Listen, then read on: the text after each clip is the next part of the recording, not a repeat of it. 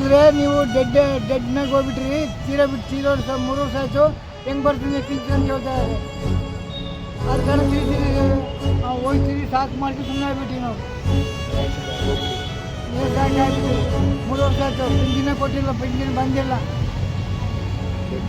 76 ವರ್ಷ ವಯಸ್ಸಾಗಿದೆ, ನನಗೆ 3 ವರ್ಷದ ಪಿಂಚಣಿ ಬಂದಿಲ್ಲ.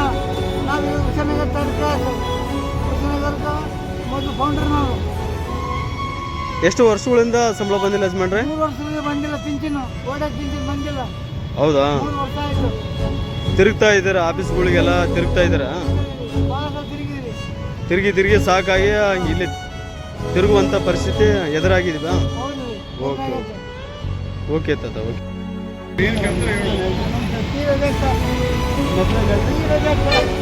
ಏನಾಗಿದೆ? ಬಂದಿಲ್ಲ. ಪೆನ್ಷನ್ ಬಂದಿಲ್ಲ? ಓಲ್ಡ್ ಏಜ್ ಪೆನ್ಷನ್ ಬಂದಿಲ್ಲ. 3 ವರ್ಷದಿಂದಲೂ ಬಂದಿಲ್ಲ. ಸಂಬಂಧಪಟ್ಟ ಅಧಿಕಾರಿಗಳಿಗೆಲ್ಲ ತಿಳಿಸಿದ್ದಾರೆ. ಹೊಸ ಚಾಲಕರಿಗೆ ವಿಚಾರಿಸಿದೆ. 3 ಸಾವಿರ ಅಪ್ಲಿಕೇಶನ್ ಕೊಟ್ಟಿನಿ. ಸಂಬಂಧಪಟ್ಟ ಅಧಿಕಾರಿಗಳಿಗೆ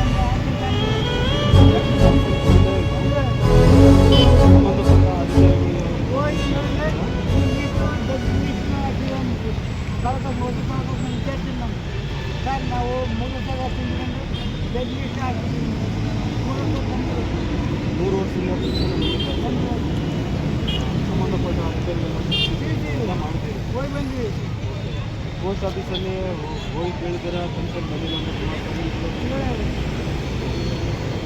ಇನ್ನು ಸರ್ಕಾರಕ್ಕೆ ಹೇಳ್ತಕ್ಕಂಥದ್ದು ಏನಾದರೂ ಇದೆಯಾ?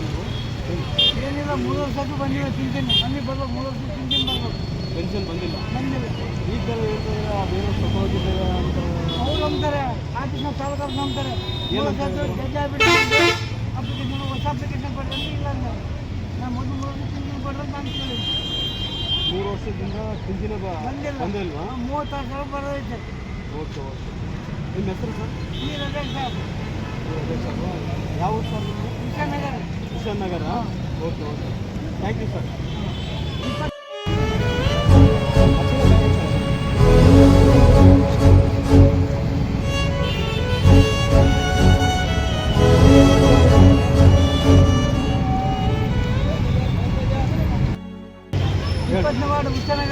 ಕಿಶನ್ ನಗರ. ಓಕೆ. ಬಳ್ಳಾರಿ ಸ್ವಂತ ಊರು Ballari? Karnataka, Ballari. Okay sir, thank you sir. ನಮಸ್ಕಾರ.